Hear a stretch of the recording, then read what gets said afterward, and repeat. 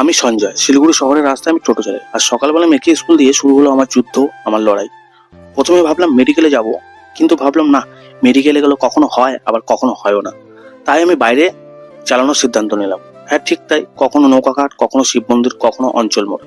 এইভাবে 3 ঘন্টা চালিয়ে প্রায় 450 টাকা কালেকশন করেছি। তারপরে ভাবলাম একটু মেডিকেলে ঢুকি, তো মনটা মানে না, যেহেতু অভ্যাস। মেডিকেলে ঢুকলাম, হচ্ছিল না। তারপরে বাইরে বেরোনোর সময় একটা আপ এন্ড ডাউন ভাড়া পেয়েছি। যাওয়ার সময় 200 টাকা দিয়েছিল, আসার সময় বললো দাদা একটু কম নিয়েন। আমি বললাম ঠিক আছে, 20 টাকা কম দিয়েন। 180 টাকা, টোটাল 380 টাকা হয়েছিল ওই ভাড়াটায়। তো ভালো লাগলো। তারপরে ভাবলাম যে যাক, 1000 টাকা হয়ে গেছে, তো এখন কি করা যাবে।